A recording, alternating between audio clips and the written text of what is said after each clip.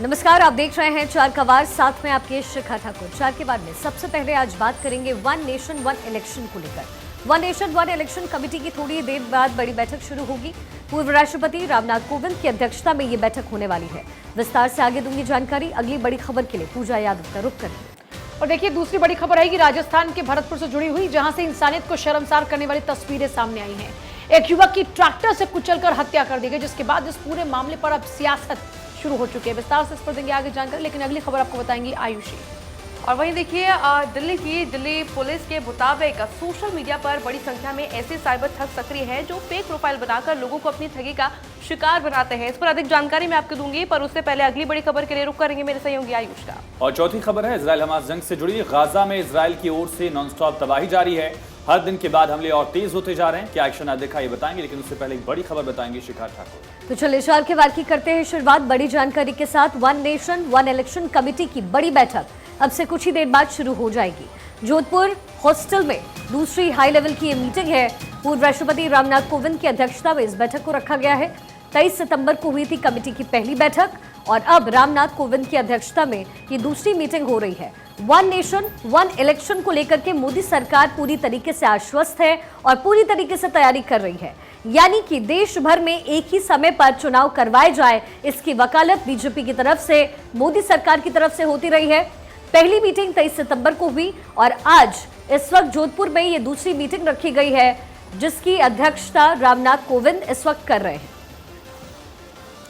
One nation one election जिसको लेकर के सरकार की तरफ से अलर्ट इस वक्त रखा गया है। समिति में कुल 8 सदस्य मौजूद हैं। एक पूर्व राष्ट्रपति रामनाथ कोविंद अध्यक्ष के तौर पर मौजूद, एक वकील हरीश साल्वे वरिष्ठ अधिवक्ता हैं, उनकी मौजूदगी है। इसके साथ ही 3 नेता हैं इसमें।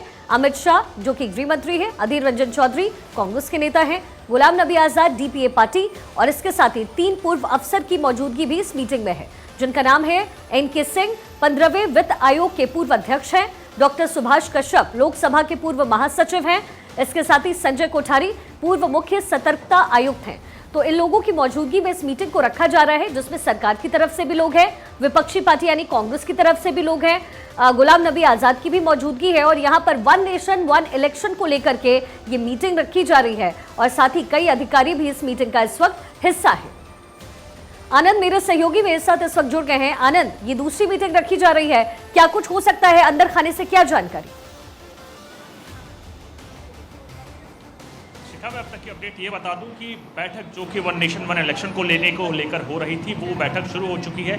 इस बैठक की अध्यक्षता खुद पूर्व राष्ट्रपति रामनाथ कोविंद कर रहे हैं। मैं इस वक्त दिल्ली के जोधपुर हाउस के सामने हूं। आप देखिए, ये वो स्थल है जहां इस कमेटीज़ के तमाम मेंबर जो कि चेयरमैन खुद पूर्व राष्ट्रपति हैं, वो बैठक करने का सिलसिला शुरू कर चुके हैं।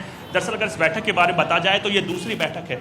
आपको बता दूं, पहले भी एक बैठक हो चुकी है जिसमें तमाम सिफारिशें की गई थी, जहाँ तक कि विधि आयोग के चेयरमैन तक से पूछा गया था, जिसके बाद वो बैठक हुई थी कि क्या और क्या परेशानियां होंगी अगर हम इसको इम्प्लीमेंट करते हैं। कानूनी तौर पर देखा जाएगा कि संविधान में इसको लेकर कोई गुंजाइश है कि नहीं है, और अगर होगी तो कैसे होगी, किस चीज़ को अमेंडमेंट करना पड़ेगा या नया कानून लेकर आना पड़ेगा। तो उसको लेकर बड़ी खबर यह है कि दूसरी बैठक शुरू हो चुकी है। और वन नेशन वन इलेक्शन की अगर बात करें तो प्रधानमंत्री चाहते हैं कि पूरे देश में एक साथ ही तमाम इलेक्शन हो। अगर डेमोक्रेसी की बात की जाए, भारत में 3 लेयर्स ऑफ डेमोक्रेसी है, जिसमें से सबसे पहले पंचायती राज, उसके बाद विधानसभा और उसके बाद लोकसभा।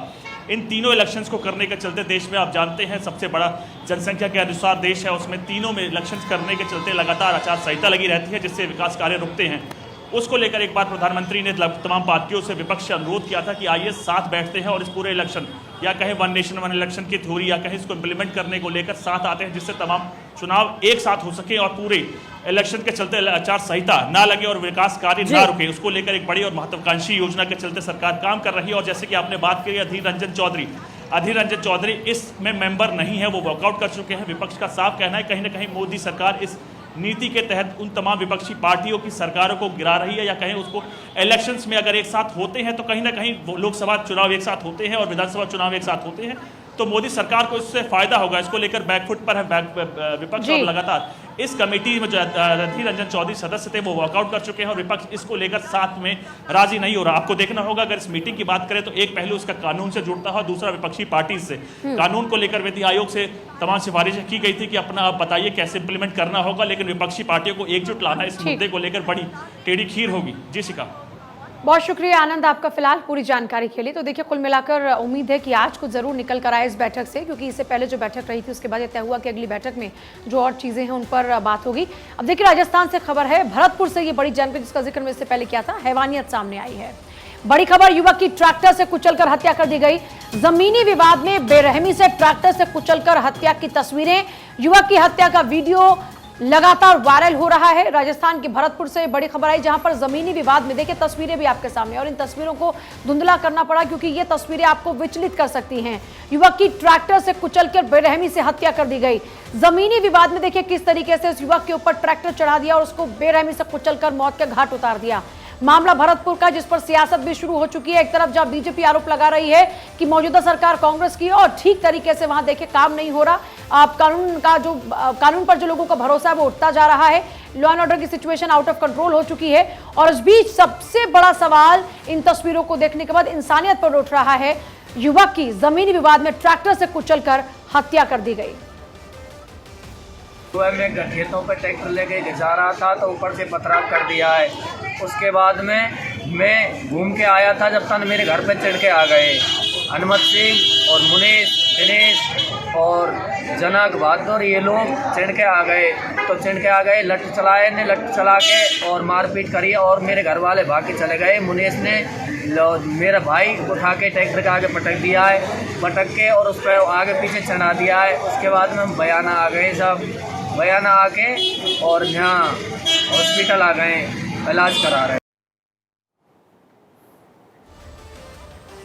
तो देखिए, राजस्थान के भरतपुर से बड़ी खबर है, जहां पर लगातार आप देख रहे हैं कि पॉलिटिकल रिएक्शन भी आने शुरू हो चुकी है। बीजेपी ने इस पूरे मामले को लेकर क्या कुछ कहा, एक बार सुनिए।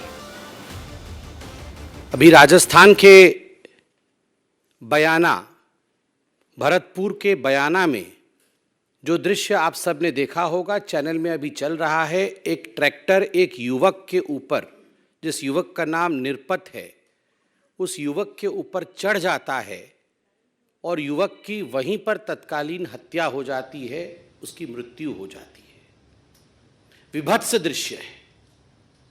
ये केवल एक युवक की हत्या का विषय नहीं है, एक युवक की मृत्यु का विषय नहीं है। ये केवल एक ट्रैक्टर एक युवक के ऊपर चढ़ गया, राजस्थान के एक गांव और एक जिले का विषय नहीं है। ये आज पूरे राजस्थान का विषय है, ये आज कांग्रेस शासित राज्यों का विषय है। मुकुट भारद्वाज जुड़ रहे हैं हमारे साथ में। मुकुट, पूरे मामले में अब तक क्या कुछ एक्शन लिया गया? अभी तक इस निर्मम हत्या के मामले में पुलिस ने 4 लोगों को हिरासत में लिया है, जिनमें से 1 लोगों को ट्रैक्टर चालक के तौर पर चिन्हित किया गया है। और यहाँ पर आश्चर्य की बात और अचरज की बात यह है कि इंसानियत का कत्ल कर देने वाली बात सामने आ रही है कि जो ट्रैक्टर चालक है वो मृतक का सगा भाई, सगे भाई ने ही मौत के घाट उतार दिया। इस पूरे मामले को लेकर अब राजनीति भी खूब हो रही है, चुनौती दी जा रही है कि वहां पर जाएं प्रियंका गांधी। पॉलिटिकली अगर देखा जाए तो उसको लेकर क्या अपडेट है? पॉलिटिकल हलकों में हमारी सांसद से बात हुई थी। सांसद का कहना है कि राजस्थान में कानून एवं व्यवस्था पूरी तरीके से दम तोड़ चुकी है। पिछले 3-4 महीनों के अंदर भरतपुर में लगातार गैंगवार और गैंगवार में हत्याओं की वारदात सामने आ रही है। और इसी प्रकार यहाँ बयाना क्षेत्र में अभी ये सदर थाना नया सृजित किया गया है और इसमें नए थाने बनाते ही और इस तरह की वारदात सामने आ रही है। और अपराधियों को ऐसा लगता है कि उनमें कानून का भय नहीं है। राजस्थान पुलिस का जो ध्येय वाक्य है, आम जन में विश्वास, अपराधियों में भय, यहाँ पर उल्टा साबित हो रहा है। अपराधी खुलेआम घूम रहे हैं और आमजन भयभीत होकर घरों में दुबकने को मजबूर हो रहा है। और बिल्कुल मुकुट, पूरे मामले को लेकर जानकारी आपसे लेते रहेंगे। फिलहाल के लिए आपका बहुत बहुत शुक्रिया। और वहीं देखिए, गोवा में समुद्र तट पर बनाए जाएंगे वर्क पैलेस। प्रौद्योगिकी, निवेश और डिजिटल खाना बदोशों को लुभाने में जुटी गोवा सरकार। समुद्र तट के किनारे सी हब्स नामक वर्क प्लेस की जाएगी स्थापित। और राज्य के पर्यटन और IT मंत्री रोहन खोटे ने ये पूरी जानकारी दी है। यहाँ पर्यटक मस्ती के साथ साथ काम भी कर सकेंगे। वहीं हाई स्पीड इंटरनेट कनेक्टिविटी और बुनियादी ढांचे दुरुस्त करने में सरकार जुटी हुई है।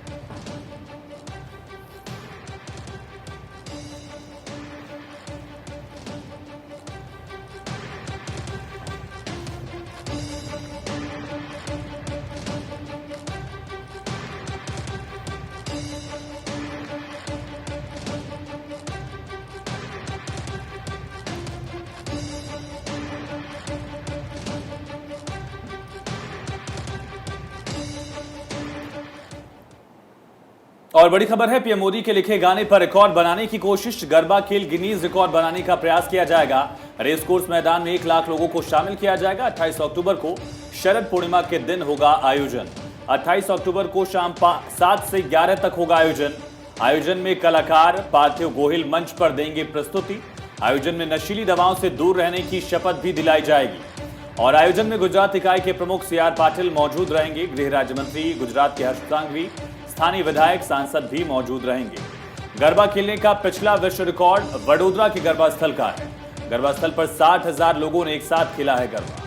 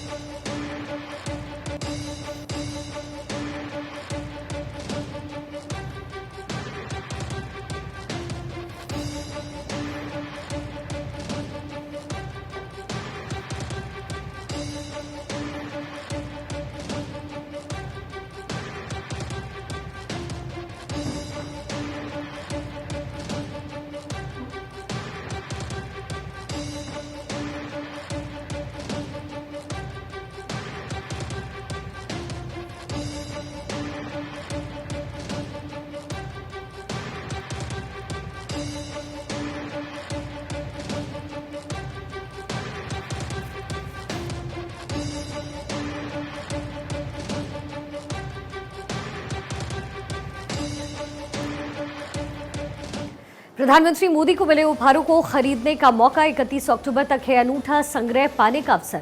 संस्कृति मंत्रालय प्रधानमंत्री मोदी को भेंट किए गए उपहारों और स्मृति चिन्हों की एक शानदार श्रृंखला का प्रदर्शन करेगी।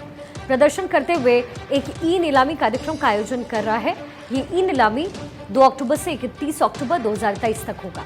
केंद्रीय संस्कृति और विदेश राज्य मंत्री मीनाक्षी लेखी ने कहा कि ये ई-नीलामी श्रृंखला का 5वां संस्करण है। पहली नीलामी जनवरी 2019 में हुई थी। उन्होंने कहा कि पिछले 4 संस्करणों में 7,000 से ज्यादा वस्तुओं को ई नीलामी के लिए रखा गया था और इस बार ई नीलामी में 912 वस्तुएं शामिल हैं।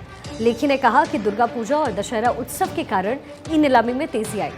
उपलब्ध स्मृति चिन्हों का विभिन्न संग्रह पारंपरिक कलाओं की एक ज्वलंत श्रृंखला को प्रदर्शित करता है, जिनमें चित्र, जटिल मूर्ति कला, स्वदेशी हस्तशिल्प और आकर्षक लोक और जनजातीय कलाकृतियां शामिल हैं। इनमें से कुछ वस्तुओं को सामान्य रूप से सम्मान और आदर के प्रतीक के रूप में दिया जाता है, जिसमें पारंपरिक अंगवस्त्र, शॉल, हेडगियर और औपचारिक तलवारें शामिल हैं। मोढेरा सूर्य मंदिर और चित्तौड़गढ़ के विजय स्तंभ जैसे वास्तुशिल्प प्रकृति शामिल है। चंबा रुमाल, पटचित्र, ढोकरा कला, गोंड कला और मधुबनी कला जैसी सामग्रियां स्थायी और गहन सांस्कृतिक सार को दर्शाती है, जो हमारे विविध समुदाय के मूर्त और अमूर्त दोनों पहलुओं को दर्शाते हैं। इस संस्करण में भगवान लक्ष्मी नारायण, विठल और देवी रुक्मिणी की प्रतिमा, बछड़े के साथ कामधेनु की स्मृति चिन्ह, जेरूशलम की स्मारिका, अराणमूला, कन्नाडी, भगवान राम, सीता, लक्ष्मण और हनुमान की पीतल की मूर्तियां हैं।